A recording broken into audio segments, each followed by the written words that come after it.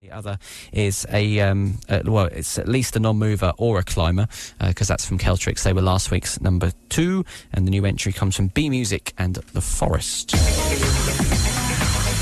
The Unsigned Chart on Cambridge 105. Voting will reopen for the Unsigned Charts at around about 9 o'clock tonight, and we'll close again at 8 o'clock next Wednesday night. We'll put another new entry into the chart, which I'll play for you shortly. It's a cracker this week, actually. B Music was last week's new entry. In November 2009, B Music bought 2 Cigar Box guitars from eBay. She's since bought quite a few more. She's also now built her own 3 Cigar Box guitars herself: a 1-string diddly bow from some driftwood, a Canjo, a Cigar Box diddly bow, a Cigar Box bass, and a bed warmer guitar, and a guitar made from a bourbon biscuit tin. So she's quite good at making things. She started writing songs for the first time in 2011. In February, she brought out an EP. If you're not listening, that's okay.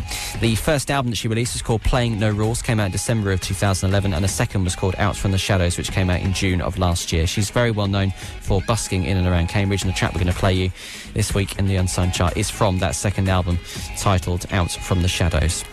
So one of the records at this week's chart has got a total of 26.6% of the vote. The other one has got 30.9% of the vote. And the record that is at number 2... Number 2. ...is our new entry.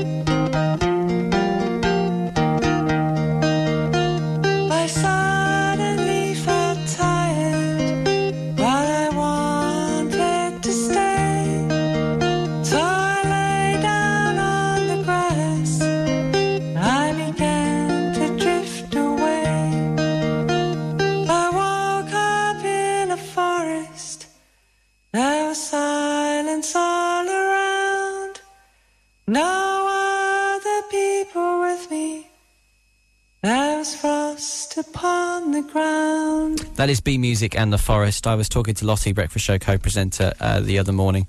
All the mornings merged into one now. I think it was yesterday, saying that I thought she sounded a little bit like Dido, and that's a positive thing. Dido's got a bit negative press surrounding her, but her voice is pretty good. So that's this week's number 2.